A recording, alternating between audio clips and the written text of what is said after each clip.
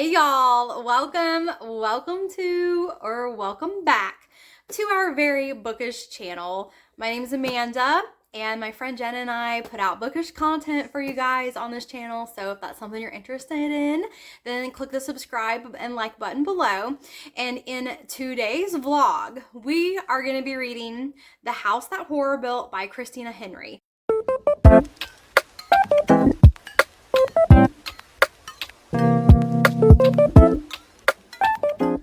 This is a brand new release that Jen and I were both interested in reading, and so we thought, this is kind of a different book for us, and neither one of us have ever read Christina Henry, so we thought we'd vlog it for you guys, and I'm really excited to get into this book. I just finished up some Frida McFadden books and the Frida McFadden vlog for her release of The Housemaid is Watching, and I am ready to just dive right into this book. It is actually a smaller book than I was expecting. It's only, it came out, first of all, it didn't come out in hardcover, it came out straight in paperback, and it is only around 300 pages, 315 pages. So, I don't know. Hopefully it'll be a quick read. I have a lot of time to read today, so I'm hoping to get a lot of reading done on this today, and I'll probably finish it up sometime tomorrow, unless I have time to finish today. I'm not sure, but we'll see. But I guess that's it. I don't know what else to say. Maybe I should plan these introductions out a little better. Maybe that would be more entertaining. Or you guys can just watch me lose my train of thought and mumble on forever. Anyways, let's just get into it. I'm gonna start reading the book. All right, y'all, I'm sitting here, I'm getting comfy, I've got my water so I can stay hydrated, and I'm getting ready to read this book. I was looking at the cover of this book when I was sitting here before I started filming, and the cover is giving me young adult horror vibes. I don't know why. What do you guys think? I don't think this is a young adult book. I'm pretty sure this is like a complete adult horror book, but like, I don't know. It's just giving me young adult vibes. Not sure why. I don't know.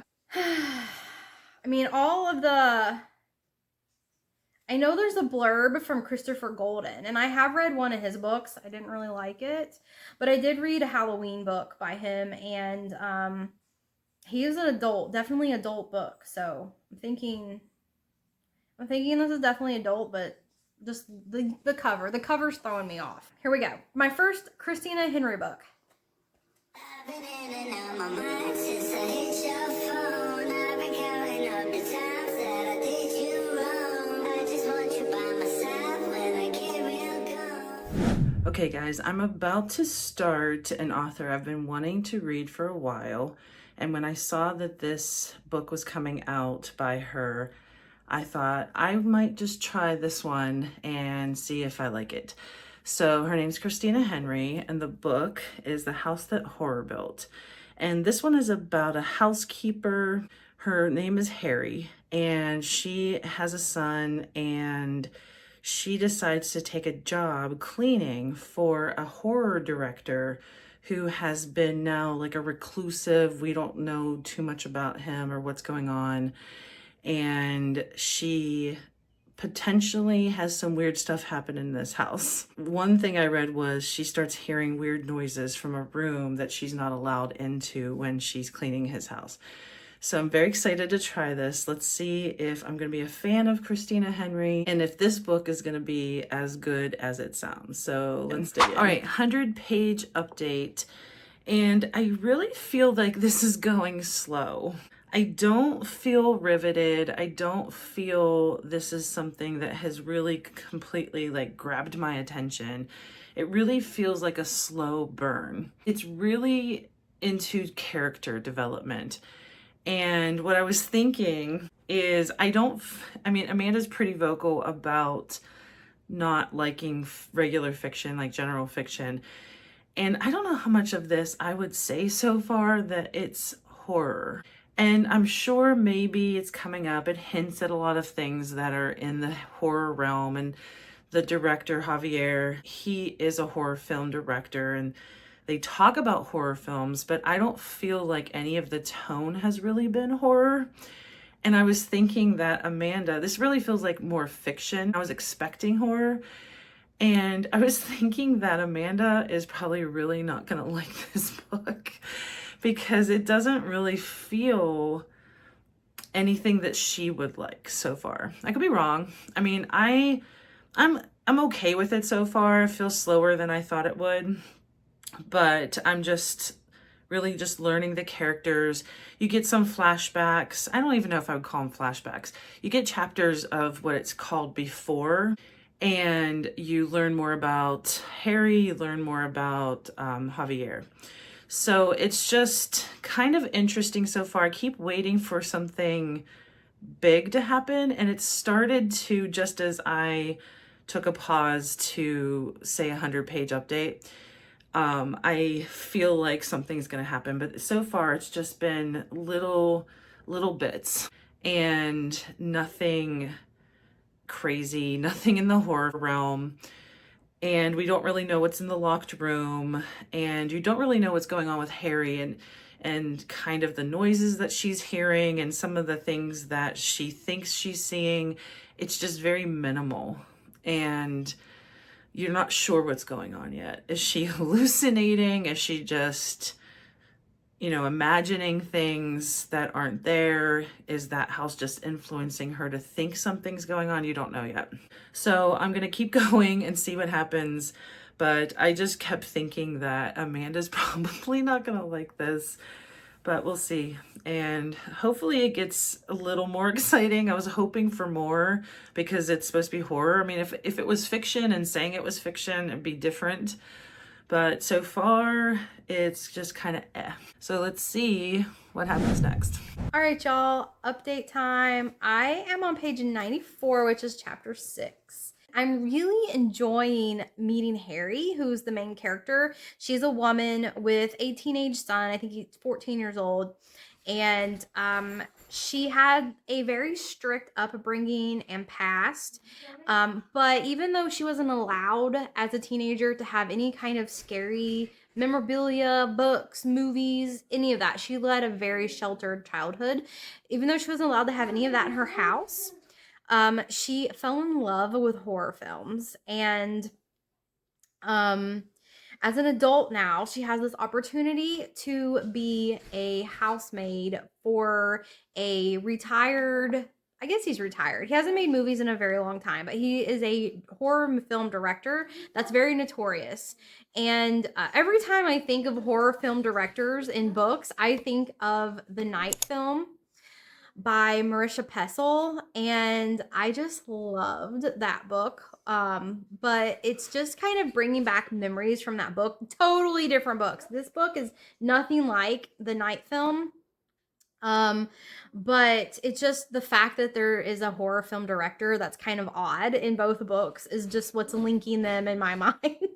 Not super scary. It's kind of spooky, not scary though. I feel like there's so much more to this director than is being led on. He is kind of mysterious. He doesn't talk a lot. He keeps very to himself. He's a hermit. He doesn't really leave his house, doesn't really have people over.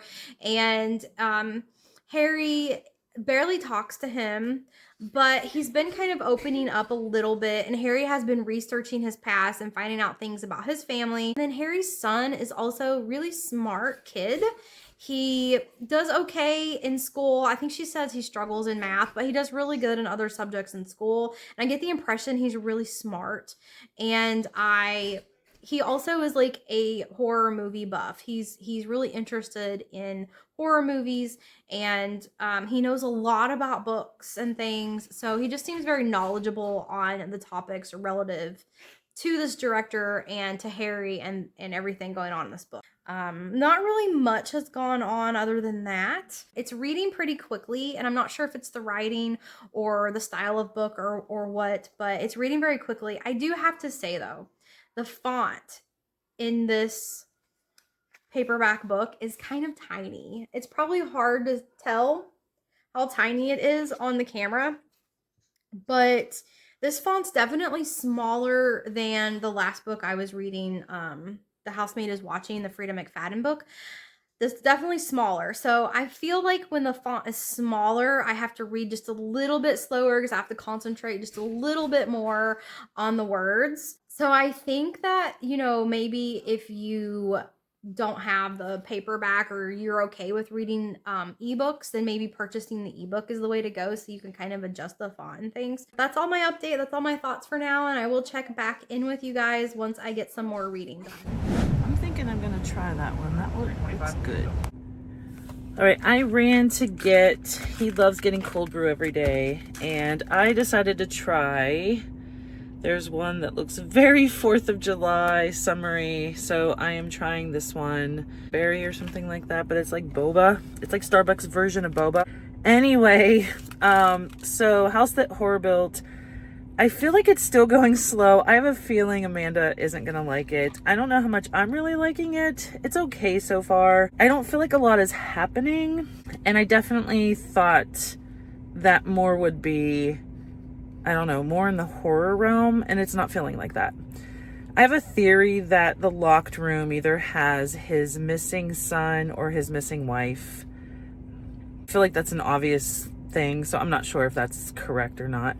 But it is taking me a little while to get through because it feels kind of on the slowish side. Anywho, when I went to get our drinks, I saw a Dollar General, and I keep seeing on Facebook that Dollar General is a store not to sleep on because they have really great books for cheap. I don't think it's $1, but I do think that they are really cheap. Like, I think they said $3 a book, and it was like newer titles and authors like Sherry LaPena.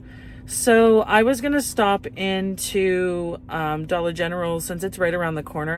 I've been meaning to, and I haven't had a chance to stop in, so I am gonna head on in and show you guys what they have in their book section.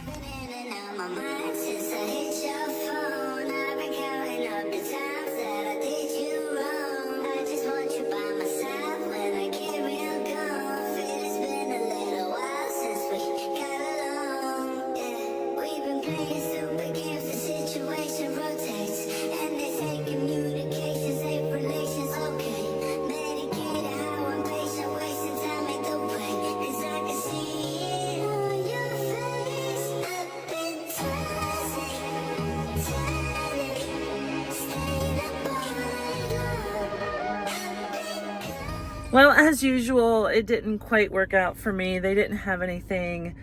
The J.P. Delaney one that they had, I actually read. I want to say Amanda had read her, or he. I don't know if J.P. is a man or woman, but I believe both of us have read J.P. Delaney. I'm pretty sure anyway. I could be remembering wrong. So as usual, it's not my Dollar General. There might be some out there that have some good things, but not mine.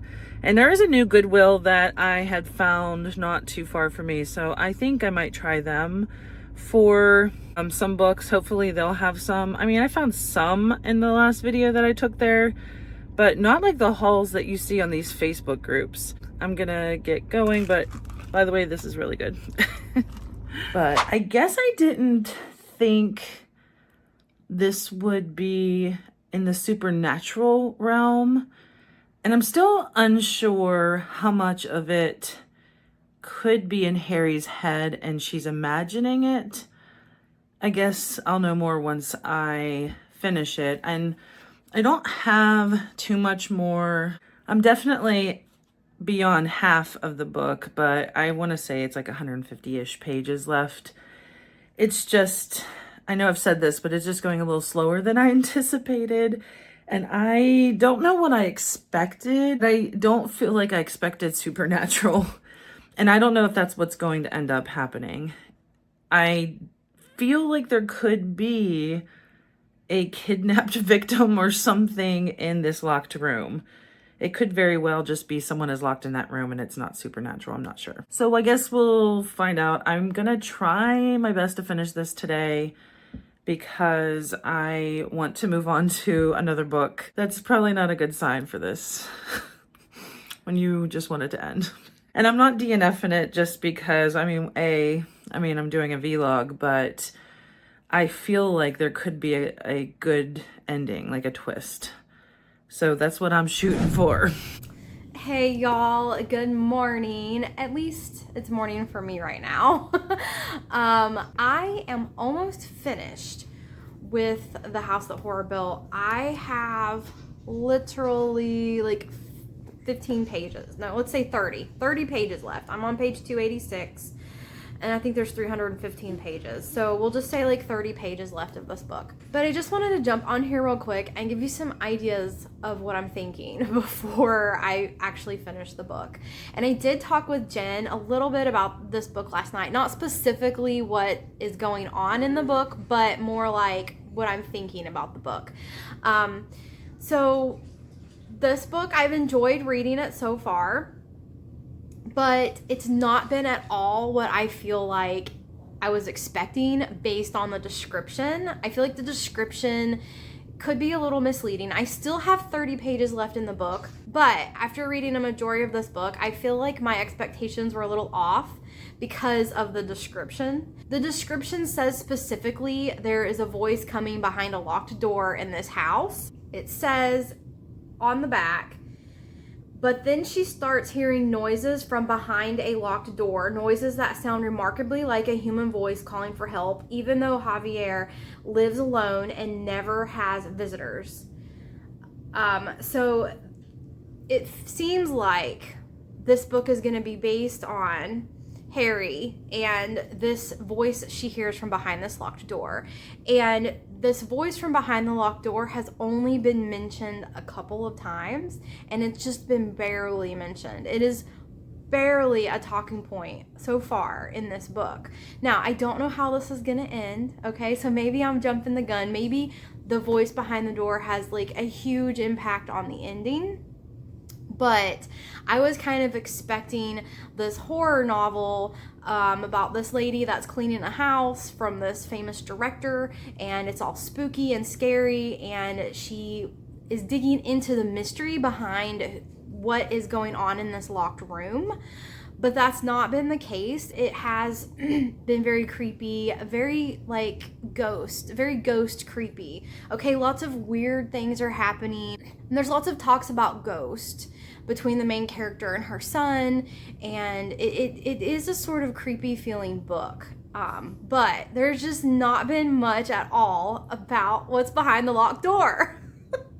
And it's kind of driving me nuts. I kind of wish the description had just said, you know, she gets, you know, this spooky feeling, or, you know, the props from the movies in this house aren't what they seem, or something along those lines. Because I feel like this book has been more about the props in the house and some spooky things that have been going on, and not about whatever's going on behind this locked door. I'm just saying. But that's all my thoughts for right now. I'm gonna get to finish these last 30 pages and then give you guys my final update. All right, guys, I'm gonna do a final update and final thoughts on The House That Horror Built. You had seen me talk about trying to find another Goodwill that I seem promising. I feel like I have it stuck in my head that I'm gonna find the Goodwill that will trump all others, and I will find a really good haul of books. I'll find these massive amounts of thrillers I've been wanting, including Frida McFadden. And looking at all these Facebook groups, sometimes it's just irritating to see that they're somewhere out there and I just don't seem to have them around me. And I did try another Dollar General, and it had nothing. It literally had nothing. There were kids' coloring books, and that's it. I don't know if I just couldn't find them. I didn't even ask. I just thought, you know what? I'm just going to move on. I think there's other things that I can be doing with my time, like reading. In terms of final thoughts, as you saw, it was kind of slow going for me, and the end did pick up. I have to give it that the ending, completely creepy, would be exactly why it's in the horror category, for sure. It made complete sense after you find the last, I want to say 50-ish pages. And I thought, okay, I see why it's in the horror genre now. But unless you are really prepared for a slow burn and want a lot of character development, I think it could be a letdown, or it's going to feel so slow you're not going to want to get to the end. And I love character development. I love books that read like fiction, but I had gone into this book thinking I was going to have, jump scares and lots of plot twists, or at least somewhat of a plot twist. And the things that were happening, I felt were just very, very minor leading up to the end. I did appreciate the end. And I don't remember what I gave this. I did after I finished it, I sat on it for a couple days before I'm recording this. Sometimes I feel I might jump to conclusions, and there are just some books, I don't know if you guys do that or not, where you just think about it for a little bit to kind of ruminate on how you felt about it. Sometimes there are books that I have been really, really wanting to read, and I just fly through them. And those are some books sometimes that kind of sit with me too, and how I feel about it, depending on how much expectation I'm putting on it as well. So I do want to try Christina Henry's Alice book though.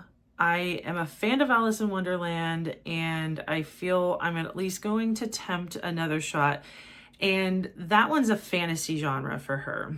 I'm not sure what to expect for that book, but I am willing to try that one in the future. I don't know when, because I have a million things on my TBR, but I'm not going to strike Christina Henry off my TBR list.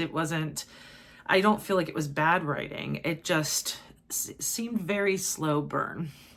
So those are my thoughts, and thank you for reading along with us. I'm not sure what Amanda felt, but I think between flashbacks or things that were taking place in the past, as well as a lot of fiction type character development going on, and didn't really feel like horror. I don't know if that ending would have saved it for her, but we'll see. I'm very, very curious to see how she felt about this book. So I can't wait after she edits this, what she's going to say.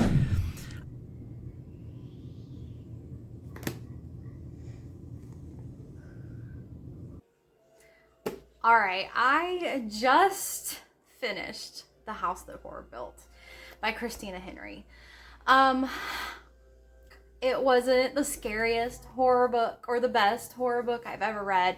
It wasn't the best thriller or most thrilling thriller I've ever read. I didn't know how the book was going to end. I wasn't right on anything that I was thinking on how the book would end.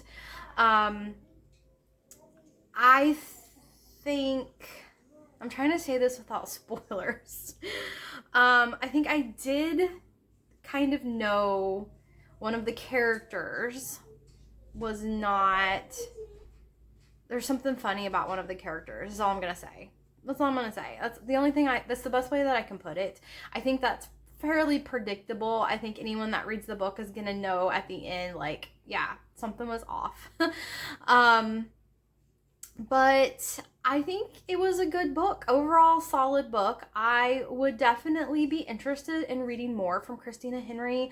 I did like the writing. The story was slower paced story than I prefer, but it gave me enough to keep me going. It gave me just enough that I wanted to keep going. I never thought about DNFing the book. I wouldn't want to DNF the book. It was good. There are a few chapters where you jump back in time and you get Javier Costello's past and you get Harry's past. And I didn't mind it in this book. I usually hate that. But in this book, when you get glimpses in the past of these characters, it's very, very short. It's 1 or 2 pages long, and then you're back to current timeline. And I didn't mind that for whatever reason in this book. I don't know if it's because the chapters were so short where you jump back in time and you just get a little tiny glimpse. I was curious about Harry's past and who the father was to her son. So those kind of glimpses and how she got to where she is today, those kind of glimpses of the past were fun, and they were super short. So I think that's why I didn't mind them and kind of liked jumping back, because I knew it was just a little snippet of time, and it was just extremely condensed relevant information. I enjoyed this book overall. Like I said, I would be interested in reading some more Christina Henry and giving her other books a try.